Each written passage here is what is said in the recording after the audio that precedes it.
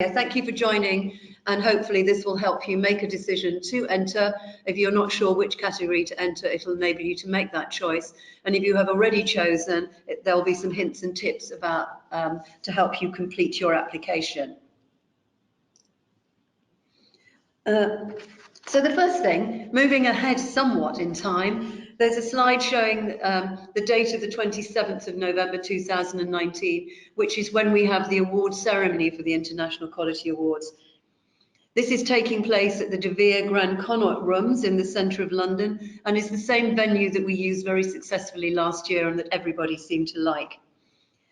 It might be a good idea to put that date in your diary. It would be very nice if you did. You'll notice that it's lasting between 11 and 8. That's quite a long time. But there's two reasons for this.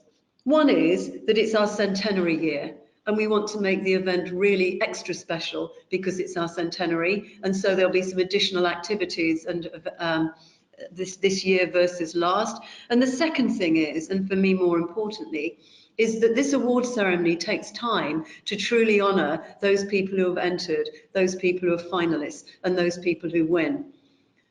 So there's plenty of time for people to understand what each award category is about, what the judges have been looking for, and why it is that the judges select the overall winner.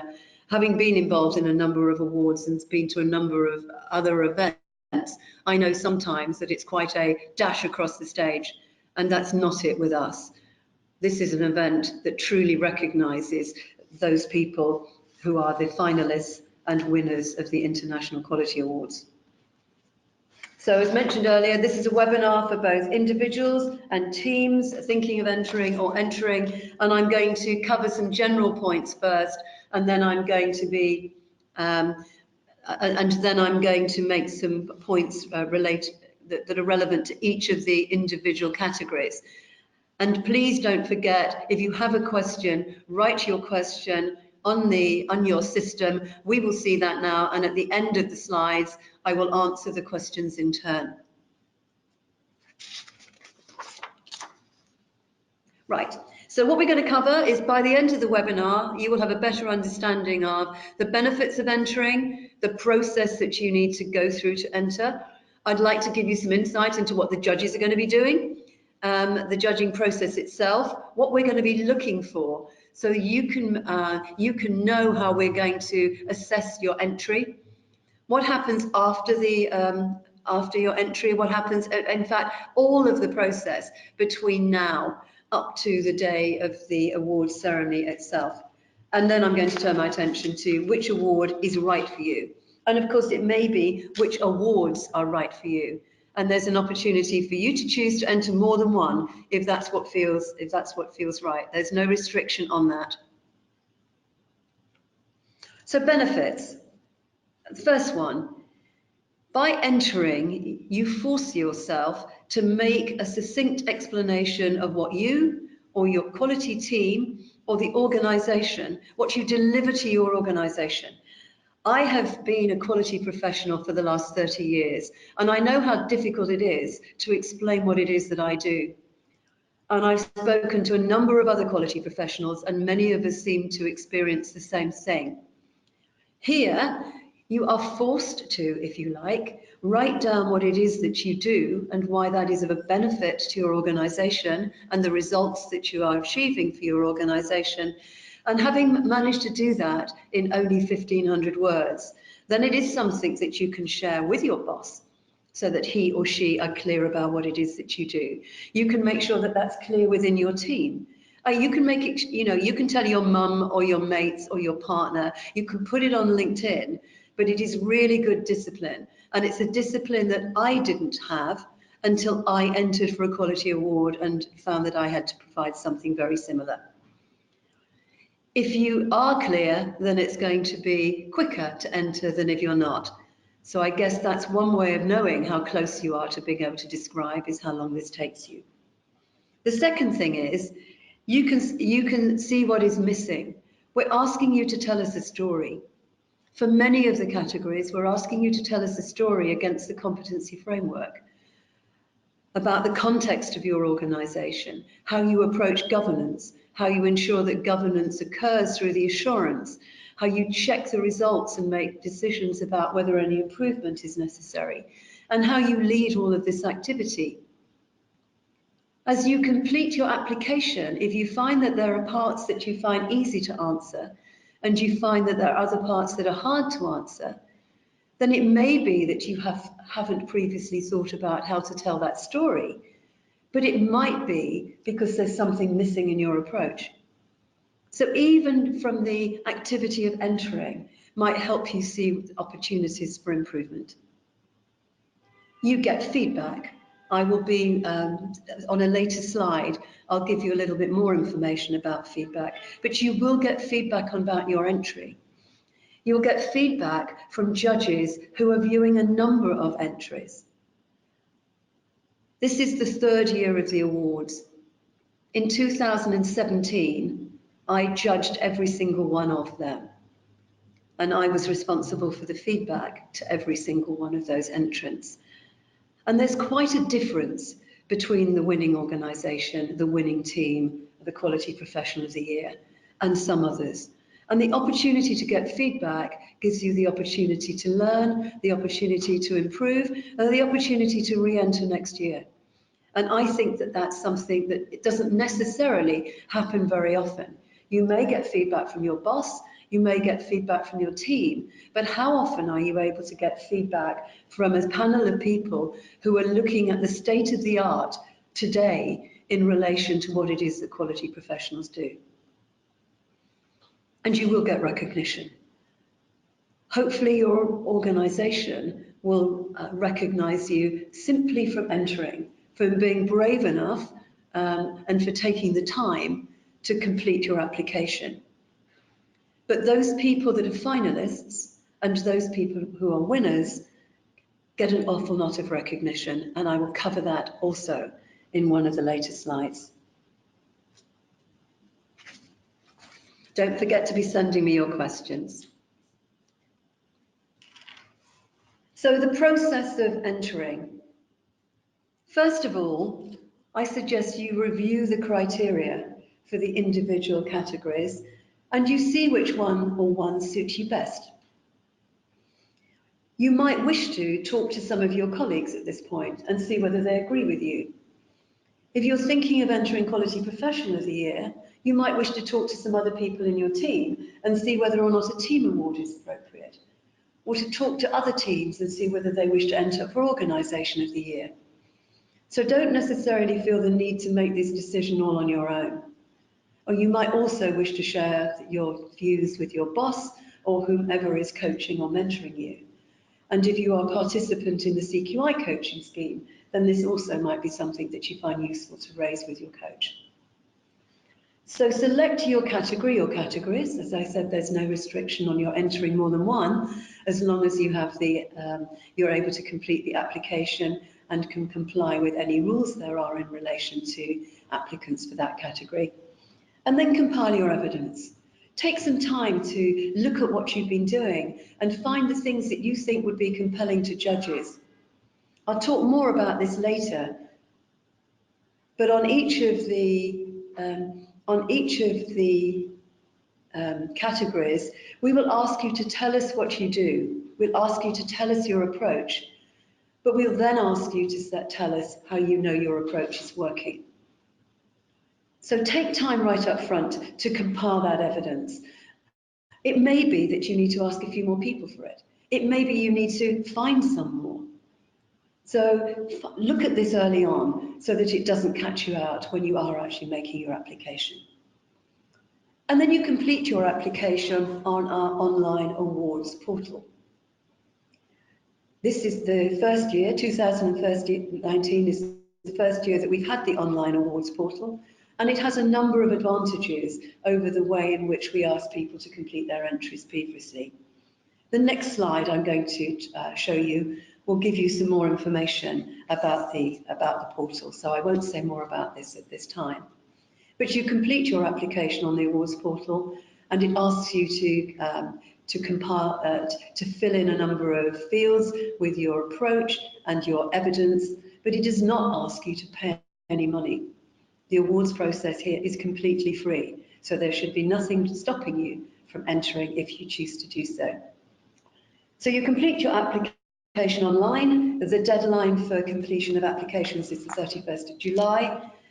And then the judges start their work. So there's a period of time when the judges judge, and we'll look at that again in a moment. And then once the judges have completed the reviews of all the applications, we will inform people if they're finalists or not. So you will hear from us whether you are a finalist, in which case we will be inviting you to an interview, and you will hear from us if you're not a finalist, because we will then send you some information about the generalised feedback about all the entrants in your category. And that information has the purpose, the intention of helping you learn from your entry to enable you to prepare better should you choose to enter the awards in 2020. But if you are a finalist, we'll invite you to interview. There's no problem if you're unable to attend in person. In both 2017 and 2018, a number of finalists were unable to attend. If you can get to London, it's lovely to see you. But we've devised the process in such a way that anybody entering from outside of the UK who can't attend the interview suffers no detriment. There's no problem if you wish to be interviewed via Skype, etc. And we will rehearse with every one of you to make sure that the technology works so that on the day of the interview, it's fine when you get to the judges. We're all smiling here because we know that we've had problems with the technology this morning. But when we get through to the interviews, we will have a rehearsal in every single situation to make sure that each of you is confident when you get to your interview that you're not going to have problems with the technology on the day. I'm moving to the next topic, which is to show you a number of screenshots from the awards platform. So, as I mentioned earlier, this is new for 2019, and the awards platform will be used both by those teams who are entering, for applying for awards, and it will also be used by the judges when they are doing their judging.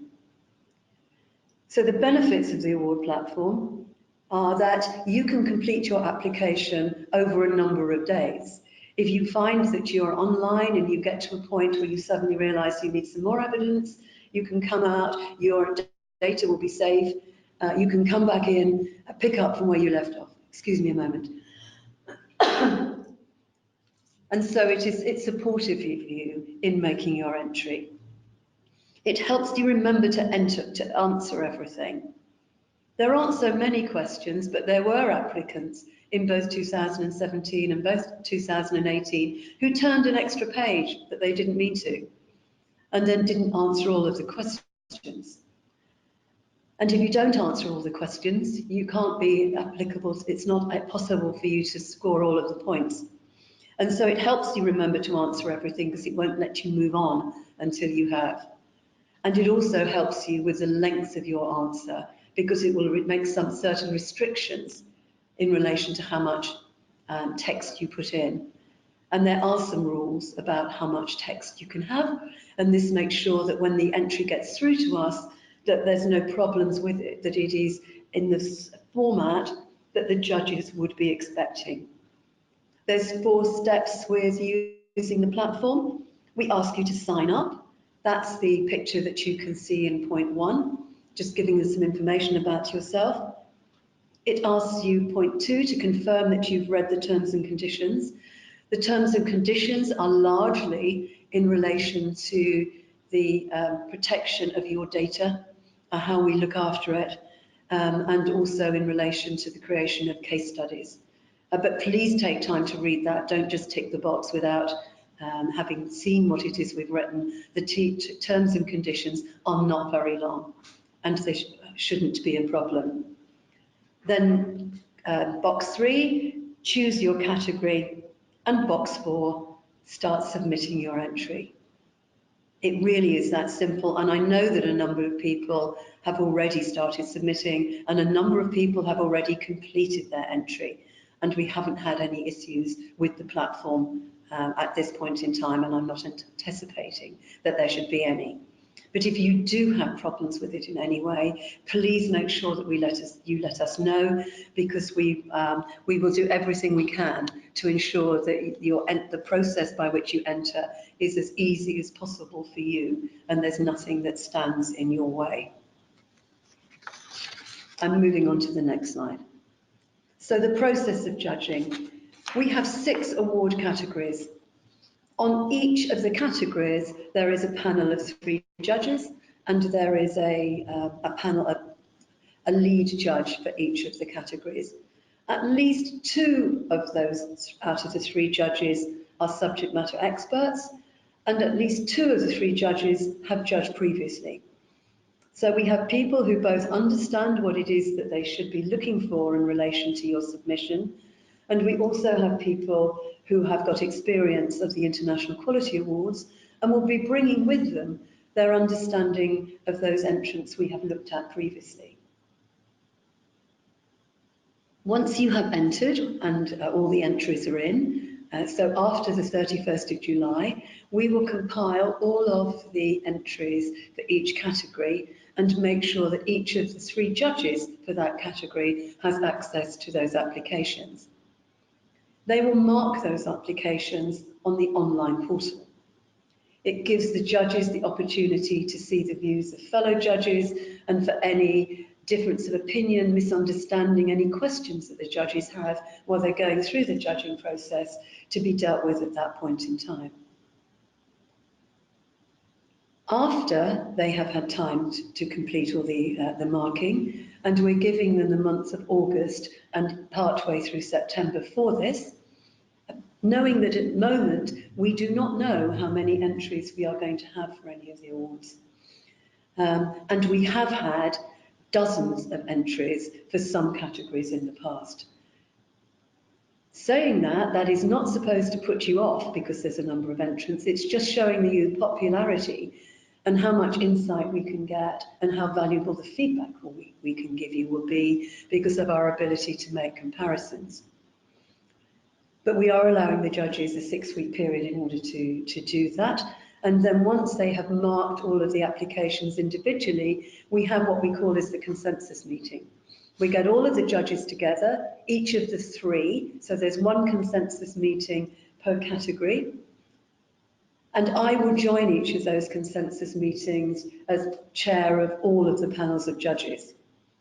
And then we make a decision about how many people we wish to interview. In the past, the selection of finalists has been 2 to 4. That's not a strict rule, but it is pretty likely that that will suit this year as it did in 2018 and 2017. The way that we decide how many people to interview is each judge will come with the selection of applicants that they have scored most highly. And we will talk in detail about the half a dozen or 10 that are the top of everyone's list. And we will then make a decision about how many people we want to see.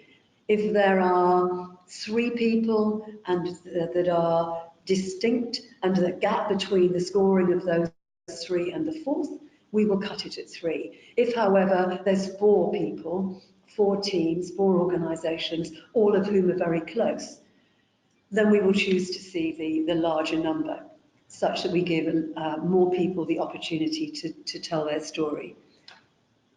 And then there's the interview that I referred to previously with the panel of judges, either face-to-face in London or via Skype or other suitable IT solution.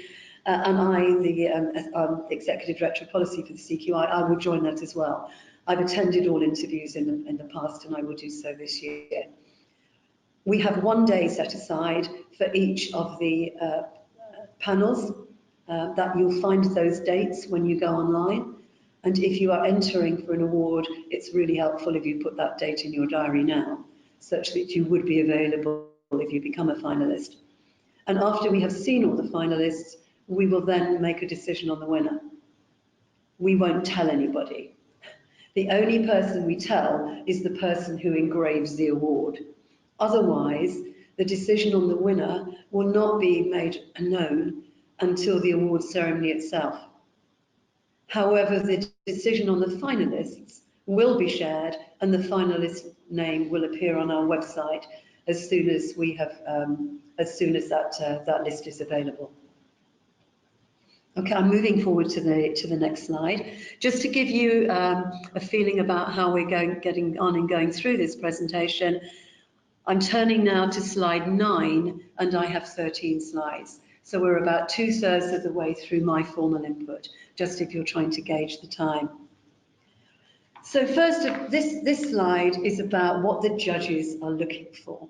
And I think possibly this is the most important one that I'm going to talk about this morning, because this is the one where you won't find this information anywhere else on our website. So the first thing is, please, please, please read the criteria. I know that's going to sound obvious to you, but I can't tell you how many entries answer a question that's not quite the question we're asking. So please answer the question we're asking, and if you're not sure, then contact us and one of us can talk you through it. Second thing is, please tell us a story.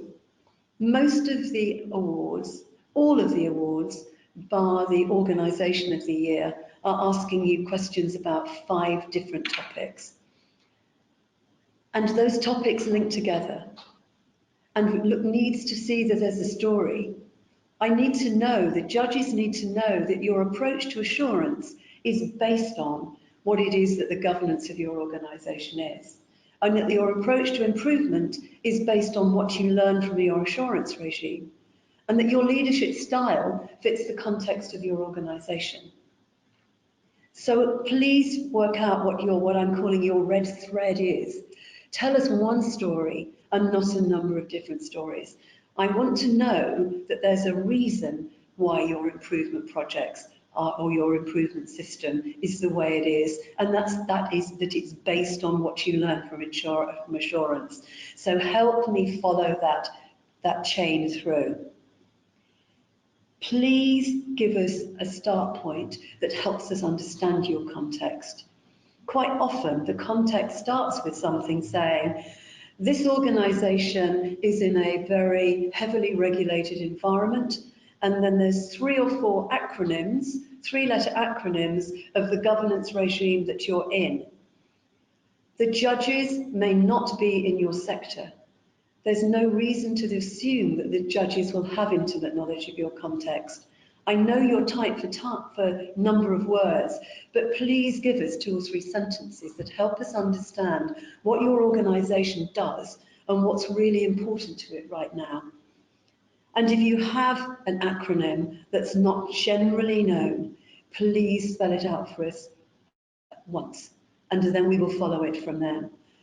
But it's not the judge's job to have to go and search on the intranet in order to try to understand what it is you've written. Next thing, balance between the questions. First of all, answer all the questions. I know that you have to this year because the system will make you put some text in. But please think about, if you have 1,500 words, it's not going to be sensible if you put most of them in 3 out of the 5 criteria. I remember one particular entry where somebody on criteria 3 said, I've now told you everything, so I'm not answering questions 4 and 5.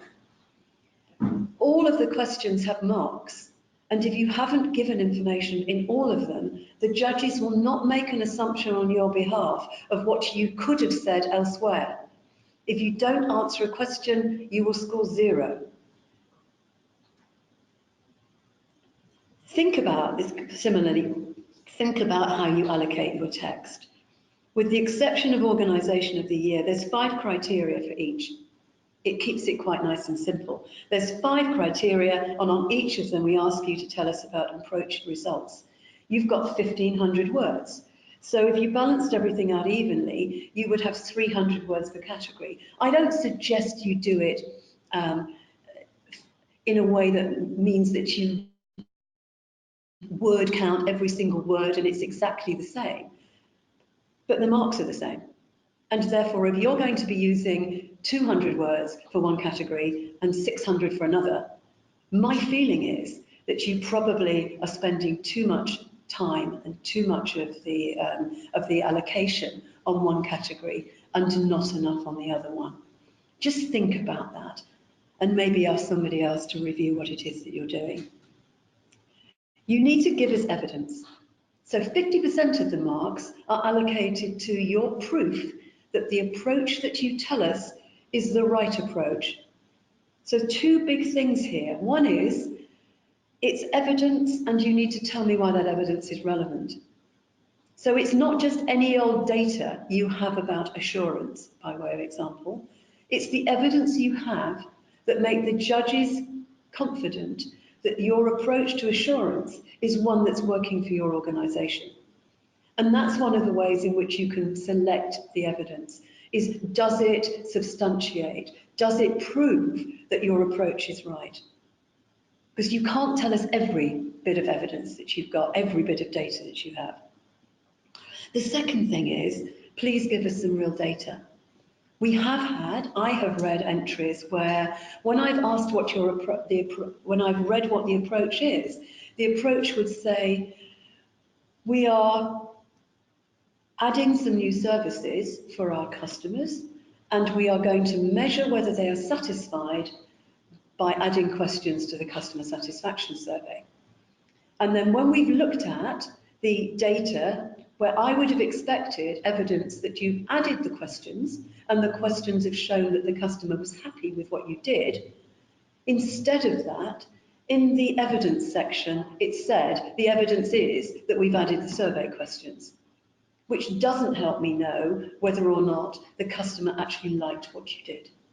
And therefore it isn't evidence related to what you told me was important, which was getting your customers satisfied with the new services.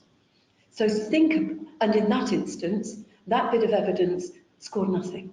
And as I've just said, the evidence is 50%.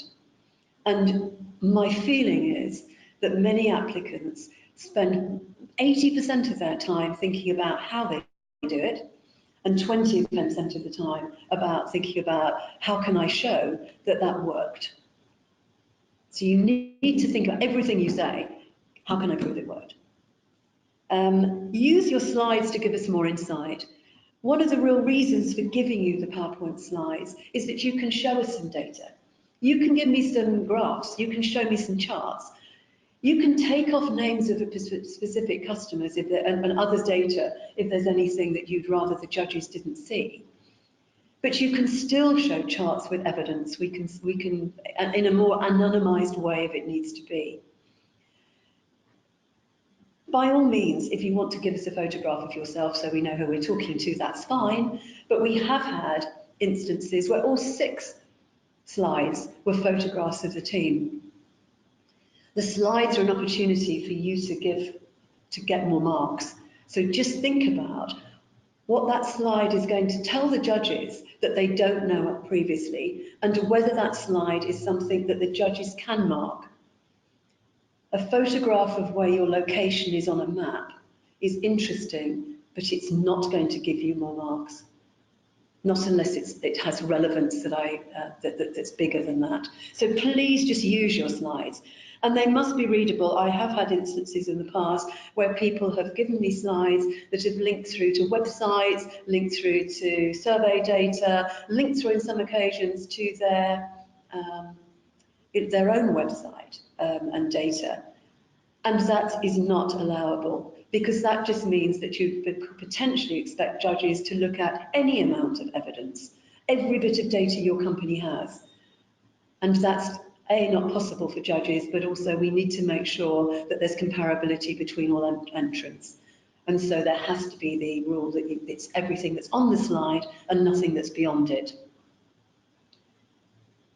And finally, consistency in approach. Consistency within the story that you're telling us in your application. But if you get through to interview, we want you to tell us the same story. We're going to be asking you further questions about evidence. We might ask you why it was that you chose to do something that you did. What other approaches did you consider? talking around your story, but this isn't an opportunity to tell us a different story. And it isn't an opportunity, so you can bring your data up to date. So if you come to interview in October, and when you enter in July, you only have June data, and then when you come to interview, you could show us the September-October data so that we know that things have continued. But what we can't have is a whole set of data that's different about a different circumstance. Or if you change things considerably, that's not what the purpose of the interview is for. I'm moving on to the next slide. What happens if you're a finalist? Nice things. Well, as we've said already, you're invited to an interview. If you are entering for the organisation of the year and team of the year, we expect you to participate as more than one person.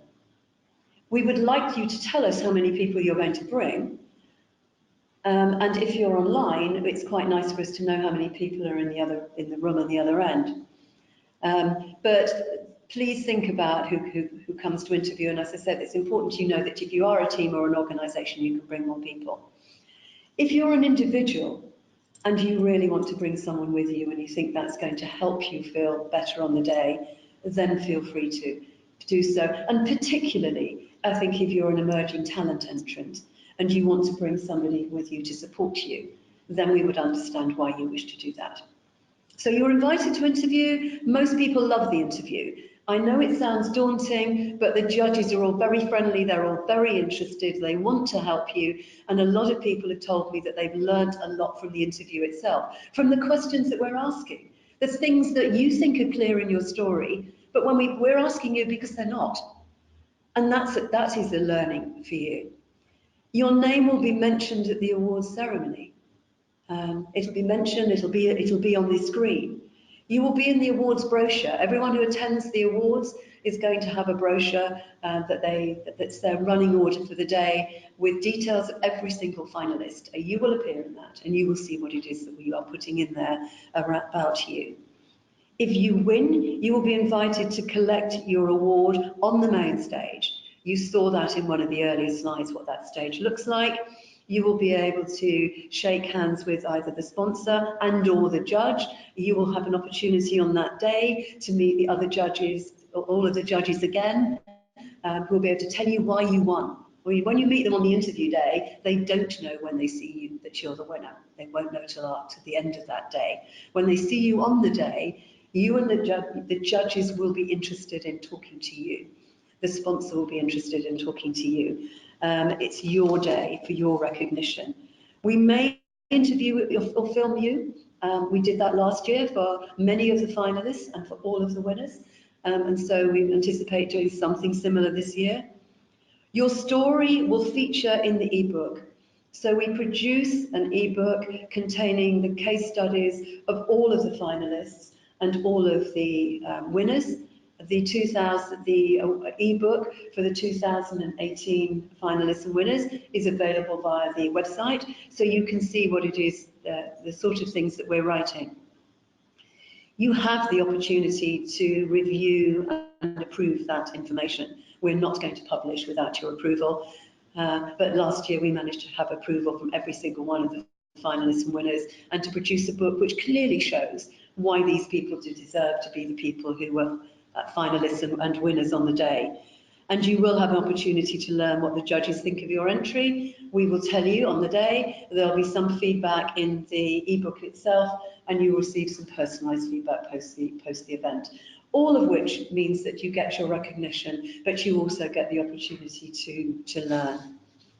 Moving on to the next slide, just want to go through for a moment to the some details about the individual categories. And I'm going to start with emerging talent. So emerging talent for people in their first 8 years of a quality role. This category is judged against all of the elements of the competency framework, CGALE. That's context, governance, assurance, improvement and leadership. We expect that if you're new in your career, that you're going to be part of a team. It isn't necessary that everything you're involved with is something that you do uniquely on your own. or something that was your idea, that you designed. We understand that you are going to be working potentially under the direction of a more senior quality professional, and therefore there is a different expectation about the amount of evidence you'll be able to provide, the length of time that you can provide that evidence over. You may have been in the role quite a short time. You may be still be at a point in your career where you're changing your activity quite frequently. So we understand that, and although we are judging on in the same way, the sort of threshold or the target, the hurdle is at a lower level. And we also have a lower expectation of leadership. We do want to know what your leadership style is and how you lead people in your organisation to achieve through quality, but we're not expecting you to be the ultimate leader. I'm going to move from here to quality professional because it's similar in the sense that it again is all elements of the competency framework: context, governance, assurance, improvement and leadership. But the difference with this one is that we expect that some, maybe all, but not necessarily all elements of the quality system have been put in place by you. We're going to be looking about the way in which you've decided how things are done, the way in which you've designed part of the system, not just the way in which the system is operated. And we expect that your evidence will be able to be provided over a longer period. And we would like to have clarity about how your organisation has benefited from the work that you have done. I'm going to move to Quality Team of the Year because that concludes the awards that is judged against CGAL: context, governance, assurance, improvement and leadership. And as it says here, this is for the team. And it's helpful here if we have clarity during the entry, during an interview, and if you consider as you're getting your entry together, who the team is and who's in it. That's quite hard. Particularly hard about who's not in it. So is it the quality team in head office? Is it the quality team, all the full-time quality professionals throughout the whole business? Is it anyone who has any role in quality if you're doing an occasional audit? Is it everyone in the organisation because your organisation thinks that quality is delivered by everyone? Any of those answers is okay, as long as you can help the judges understand why it is that the team is defined as it is, and why that is the right decision for that organisation at this time.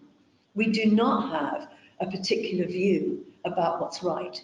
You have to tell us what's right for your organisation, and that's what we will be judging. So moving then from Emerging Talent, Quality Professional of the Year and Quality Team of the Year, I now want to look at Audit System. And this is there's a change in this category from the category that we had in 2017. In 2017, we had Auditor of the Year, and we were looking for an individual. In 2019, we're looking for Audit System of the Year. And we don't mind whether the entry is by an individual, by a team, or by an entire organisation. It may be that you're the only auditor and you're entering yourself because you are the audit system. But it may be that you have a team of auditors, or it may be that you spread audit throughout the organisation. We're not looking particularly at that aspect. We're looking at how the audit system is constructed for your organisation and how you know that that is the best design. Again, there are five questions.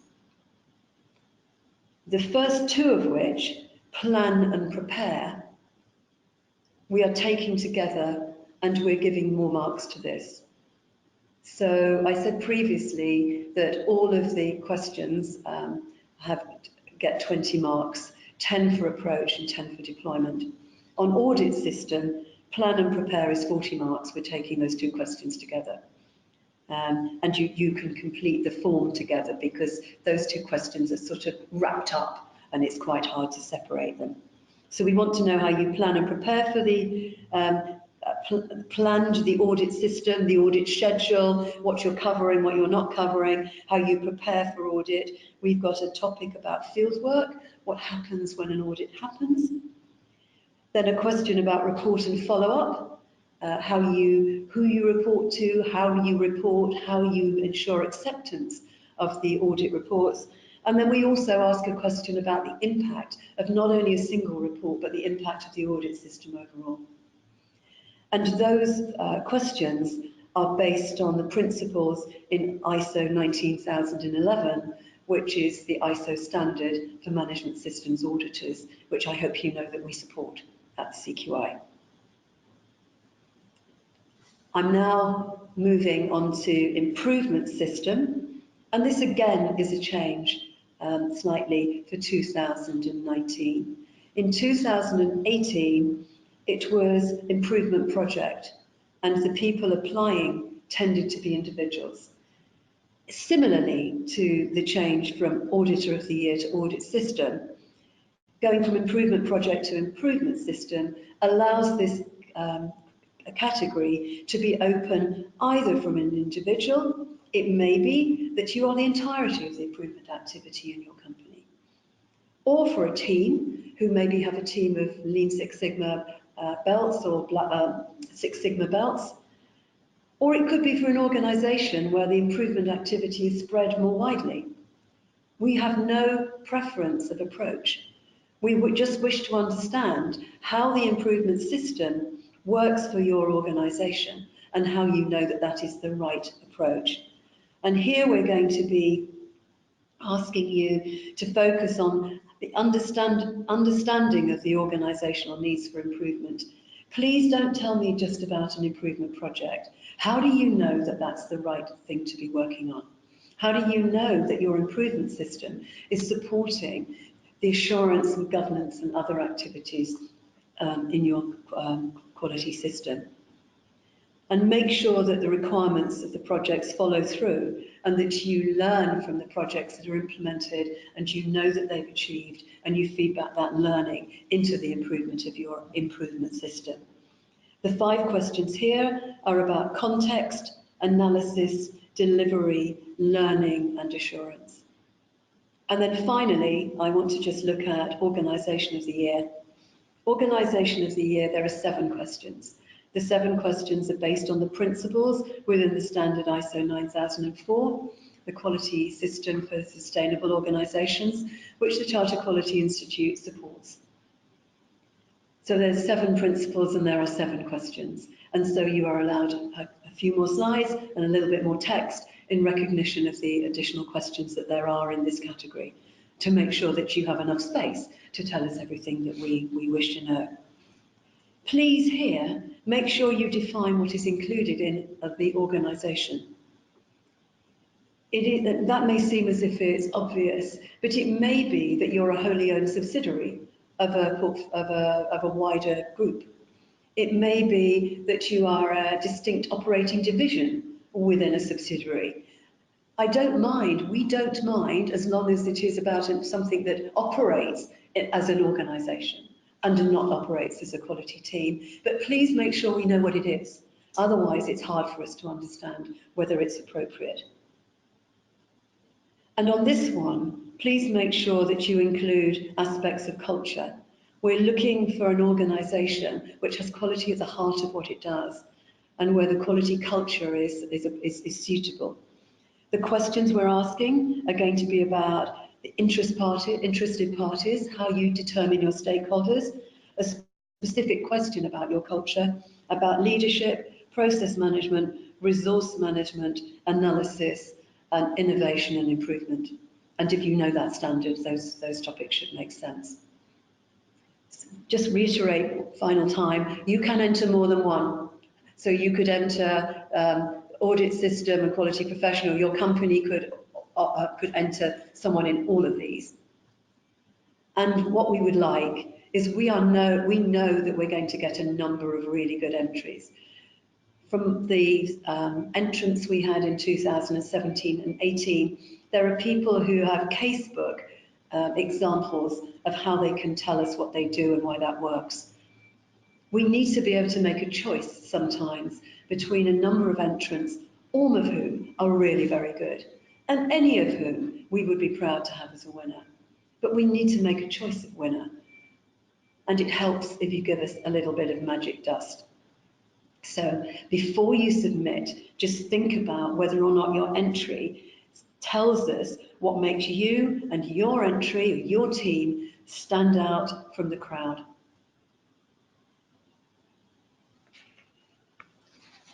And that takes me to the last of my slides, which is to say, are there any questions? I have got a number of questions that have been written while we've been going on, and I'm going to take those in turn, but there's still time for you to send in additional questions while I'm answering these ones. So if you haven't sent anything to date, it's not a problem, please still do so. And so that can people see the questions or not? Is it just me? Okay, so I understand that I'm the only person who can see the questions, so I'll read them out to you before I answer. The first question says, could you help to tell me more guidance about how to write in the sections of the quality professional? Context, governance, assurance, improvement and leadership, because it's a general description in each section. It's a general description in each section in relation to the awards portal. But if you look at the competency framework, you will find some information about what we expect to be covered in that. And if you look at the CQI website, there'll be some other resources that are useful to you. But my recommendation is to start off by looking at the competency framework. If you find that you still have a question, then please write to me, and we can have a... Yeah. Yes, the competency framework is on the website. If when you've looked at that, you think you'd like a little more help, get in contact with us or get in contact with me directly, and I can talk you through. The next question says, for an independent quality consultant, which is the best category, I have no team, no boss. In answering the questions, do I choose one client project or try and amalgamate more than one? I think there's an option here. So clearly, you could enter quality professional. There's no reason why a quality consultant can't be a chartered quality professional. It should be, and this can be evaluated in the same way. I recognise that your story would need to be in relation to clients, and I think your choice, whether you choose one client and you follow their story all the way through, or if you find your story is better told by multiple clients, I don't think it matters as long as you make it clear to us that you're talking on behalf of third-party organisations you're working with.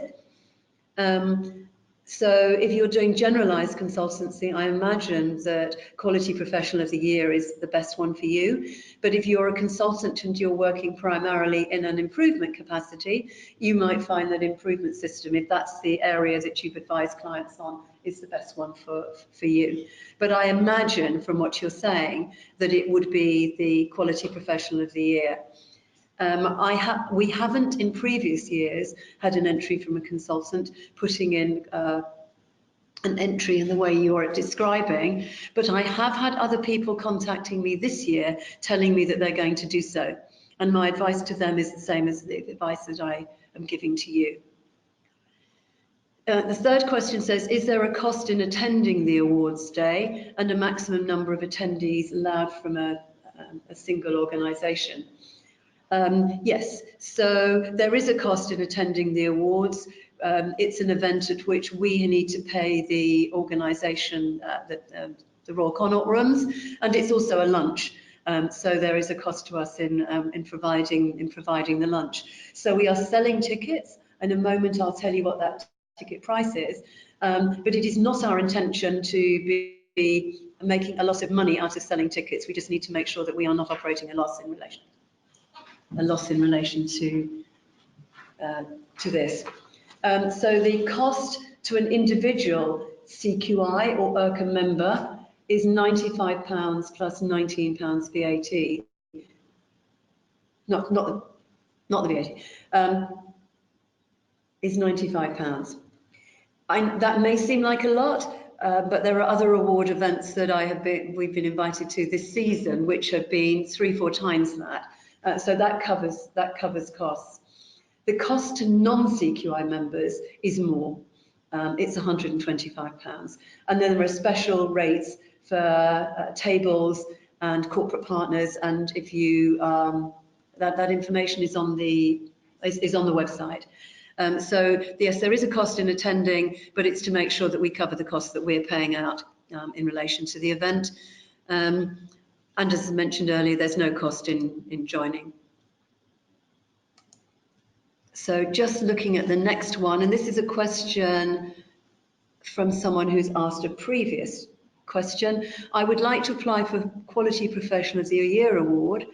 I have many years in quality field. I am also an emerging talent category, but this category only said it's for people in the first 8 years.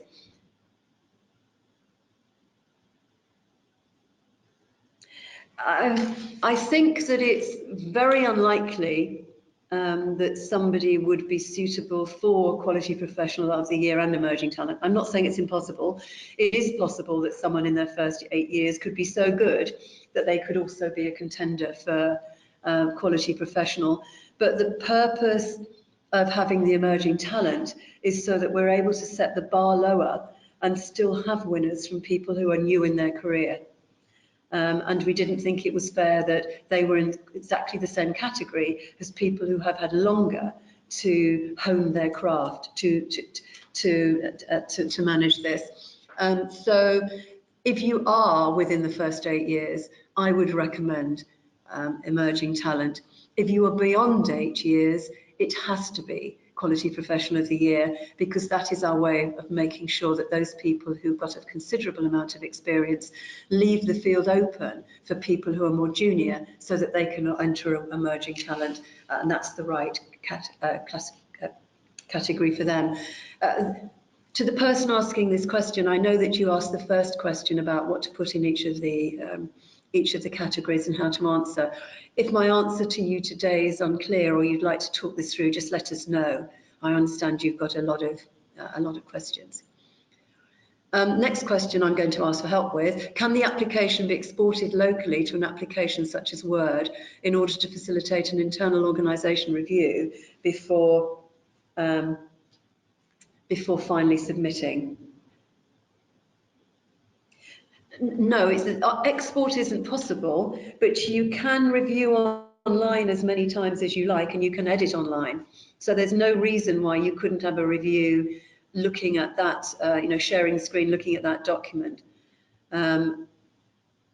Yes, so that's the way that would have to happen. And then the next question is also from someone who's asked a question before about the 6 slides attached with the supporting evidence and data. Should I put all my supporting data related to 5 sections of the Quality Professional of the Year award onto the 6 slides? Yes, I mean, the way that most people have used it, the way that I've seen it used best is to have 1 slide for evidence for each of the 5 questions. So you'd have 1 slide with the evidence for context working, 1 slide for the evidence of governance, etc. And then the 6th slide is the slide where you can put your photograph, show us where the map of where you work, or anything else that you want, maybe some certificates, something you're proud of, maybe your team. But that's what most people choose to do, and I think that makes sense. How do I get a sample for each category, like Emerging Talent, to direct me?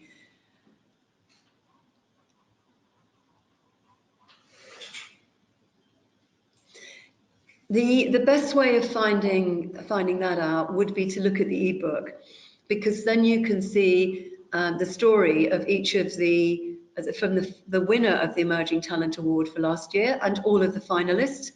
And we have built the ebook based on what we learned from the application. It's the same story. So you can see the things that work for us and the things that don't. And the ebook is on the website. So everything that I've been talking about so far, you can find on our website. Can this be based on delivery of any standard, or does it have to be based on 9001? No, it doesn't have to be based on any standard. The only time when standards are relevant are that we used 19,011 to help us build the questions for the Audit System of the Year, and we used 9,004 to help us build the systems for Organisation of the Year. But for the emerging talent quality team, quality professional, you can talk about whatever it is that that works for your organisation. It doesn't matter whether that's an international standard or something you worked up yourself. We really don't mind. You just need to make sure that we need to understand why it is you chose what you chose. That's the most important thing. Next one, the evidence that I have is in Arabic because we use Arabic in government, and I'm working to translate. What do you advise me? It would be helpful to translate. I know that I have seen some evidence in the past where in relation to a graph, maybe just the axes are translated, or if it's a customer satisfaction survey data, not everything is translated, but you do need to make sure that the summary of that is clear to us. And if you're putting things onto the evidence slides which you're not translating, then put a text box onto that slide in addition that tells us what it is we're looking at, so that we're not in any we're not misunderstanding what you're writing. And thank you very much for entering when you're having to do that extra work. We really do appreciate it. And you'll know from the award winners from last year that over half of our winners are from outside of the UK, half the finalists from outside the UK, half the entrants from outside the UK. And that's something that we really, really, really appreciate. Next one. If I apply for 3 categories, quality professional and emerging talent and improvement system, how do I apply for? You need to fill in the application form for each category that you're entering. As I mentioned earlier, the applications are going to go to different panels of judges. And we have had people previously who've told much the same story in different categories, but where the questions are different, as they are in quality professional and improvement system, even if it's the same story, and that's fine, I think you'll find that you want to write slightly different things in order to precisely answer the questions.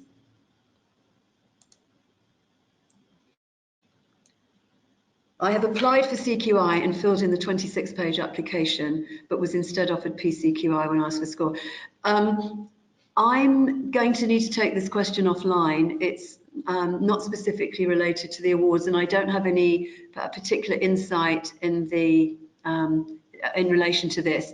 So I will pass this to the membership team and ask them to come back to you.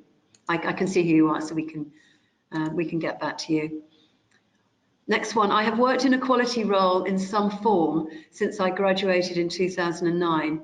However, for 1.5 years, I was studying for an MSc and not working. Can I apply for emerging talent category? Yes, you can.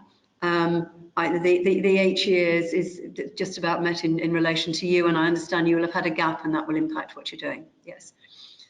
How far in advance? Lovely question, thank you. How far in advance do I have to reserve a space at the awards? I would only like to book for myself and colleague if we're a finalist, as we have a long way to travel.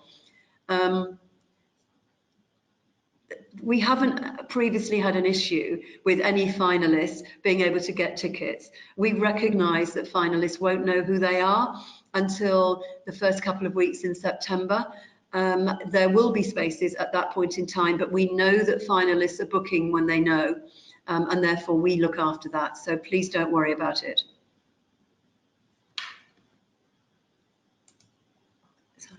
Those are all the questions that I have. Just going to wait a couple of moments in case anybody wants to send an additional one now. If you think of something post this webinar that you would like us to answer, please go onto the website and look at the facts that are associated with the awards. If there's something you'd like to know that isn't covered by that, please contact us, send us an email such that we can answer. As I said at the start, we want to encourage everyone who possibly can to enter. And please, on behalf of all of the judges, on behalf of the CQI, please do so. Thank you once again for participating in this webinar. I appreciate the time that you've taken to be with us.